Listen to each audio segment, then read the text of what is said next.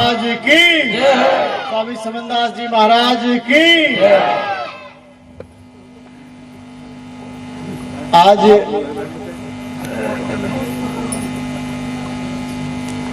गांव साबतवाली में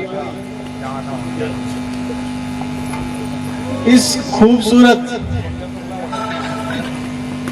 सत्संग के कार्यक्रम में उपस्थित हमारे उपाध्यक्ष, मार्गदर्शक गुरुजी महाराज गोवर्धन दास जी, समस्त साध संगत, मेरी माताएं बहनें, मेरे बुजुर्गवार, मेरे युवा साथी, कलाकार साथी और सत्संग के आयोजक बंधुओं, आप सबको सत साहेब सतराम सोहन श्री सतनाम।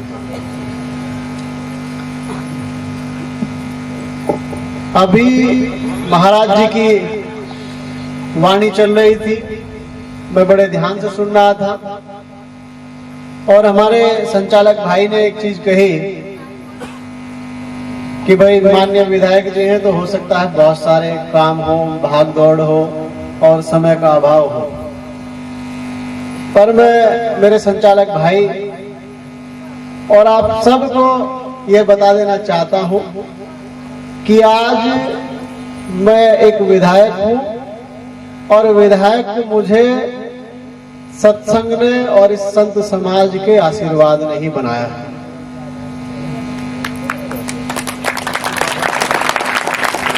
और ये भी बता दूं कि किस तरह, जब मेरी उम्र 13 साल थी, मैं बार बार अपनी बात को दोहराता कि जब मेरी उम्र 13 साल थी तो स्वामी समनदास जी मेरे गांव में आए थे, गांव शेरपुर खेलमो में, और उस समय मैं स्वामी जी के साथ सत्संग में आया था और मैं शपथ में आया था। और तब से लेकर के आज तक, भले ही मैं विद्यार्थी जीवन में रहा, विद्यार्थी जीवन में मुझे जो मेरे साथी थे बहुतों ने कहा कि लो भाई अंडा खाओ, कि लो भाई नशे का सेवन कर लो, आप मदिरा पी लो। बहुत बार तो ये भी हुआ कि भाई या तो आप मदिरा पियो, अंडा खाओ, और नहीं तो आज से आपके साथ हमारी दोस्ती खत्म। तो सत्संग में बने रहने के लिए आपको निश्चय भी कठोर करना होता है। मेरा हर बार उनको जवाब होता था कि भाई आज दोस्ती करनी है, आज खत्म कर लो, मैं गलत संगति में नहीं पड़ूंगा, मैं गलत चीजों की तरफ नहीं जाऊंगा। और बहुत सारे लोग अपने दिल में ये भी सोचते होंगे कि जो लोग राजनीतिक जीवन में, जो लोग इस नेतागिरी की लाइन में है, कि यार वो तो मांस मदिरा का सेवन अवश्य करते होंगे। अधिकतर लोगों के दिल में वहम रहता कि भाई ये जो संगत है, ये हो सकता है कि ऐसी हो कि शायद इसमें आकर के लोग पीने के या फिर अंडा खाने की या अन्य लतों में पड़ गए होंगे। मेरे साथ भी बहुत बार सिचुएशन आई कि यार इस जीवन में आकर के आप सत्संग को कैसे मेंटेन करोगे, कैसे उस शपथ में, कैसे गुरु जी की दी हुई उस वचन में रहोगे। तो मेरा निर्णय 13 वर्ष की उम्र से आज तक कठोर था और मैं अपने उस निर्णय से नहीं डिगा और संत शिरोमणि गुरु रविदास जी महाराज को अपना गुरु मान करके, स्वामी समनदास जी महाराज को अपना गुरु मान करके मैं वचन में बना रहा। और आज उसी एक तपस्या का परिणाम है कि मैं जब साइकिल से स्कूल में जाता था, मैंने अपने जीवन में कभी नहीं सोचा था कि मैं गुरु जी के आशीर्वाद से इतनी ऊंचाइयों को छूंगा। तो आज जिस सत्संग में आप बैठे हो, ये उसी सत्संग का परिणाम है और उसका जीता जाता उदाहरण आपके सामने खड़ा है। तो मैं अपनी उस शपथ को, अपने उस वचन को गुरु जी को श्रद्धेय मान करके आज भी निभा रहा हूं और ताव में निभाता रहूंगा।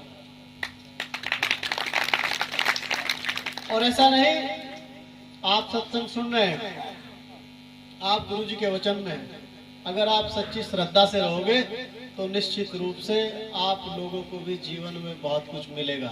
ऐसा मैं पूरी उम्मीद और पूरे मेरे जीवन के आधार पर, मेरे जीवन के उदाहरण पर मैं आपको कह रहा हूं। मैं माता जी से बात का जिक्र कर रहा हूं कि भाई अगर आप ईमानदारी के साथ सत्संग में रहोगे तो निश्चित रूप से आप लोगों का जीवन सफल होगा। और आज आप यहाँ आए, आपने खूबसूरत खूबसूरत वाणियां सुनी, गुरु जी के वचनों को सुना, तो आप इन वाणियों को, इन वचनों को अपने जीवन में भी उतारें। आपने जो सीखा, अगर आपने उसमें से आधा भी अपने जीवन में उतार लिया तो निश्चित रूप से कह रहा हूं आपका जीवन सफल हो जाएगा। मैं अपनी विशेषताएं जो माता बहनें हैं, मैं उनसे भी कहना चाह रहा हूं कि आप जो सीखें, आपने जो यहाँ समय दिया, कम से कम उसको आप अपने जीवन में उतारिए तो आपका जीवन धन्य होगा। और संत शिरोमणि गुरु रविदास जी महाराज के संपूर्ण जीवन को अगर आप बांचेंगे तो पाएंगे कि गुरु जी का जो जीवन था वो जीवन जीने की एक प्रेरणा थी। और आप कहीं भी हो, अगर आपकी श्रद्धा सच्ची हो, आपका मन सच्चा हो, तो गुरु जी का दोहा था, मन चंगा कठौती में गंगा। तो आप स्वयं ही समझ लीजिए कि गुरु जी चर्मकार थे, चमड़े का काम करते थे, लेकिन श्रद्धा भाव सच्चा था तो कठौती में गंगा थी, माँ गंगा उनके पास खुद थी। तो आप सबका जीवन सफल हो, अच्छा हो, आपका पारिवारिक जीवन बढ़िया हो, आपके बच्चों में संस्कार अच्छे हो, तो आप जो सीख करके आप यहाँ से जाएंगे उसको अपने जीवन में जरूर उतारें। मैं बहुत ज्यादा व्यवधान सत्संग में नहीं करूंगा, मैंने अपने जीवन का खुद का उदाहरण आप लोगों के समक्ष रखा है। इन्हीं शब्दों के साथ मैं अपनी वाणी को विराम देता हूँ। बोलो परम संत शिरोमणि गुरु रविदास जी महाराज की धन्यवाद।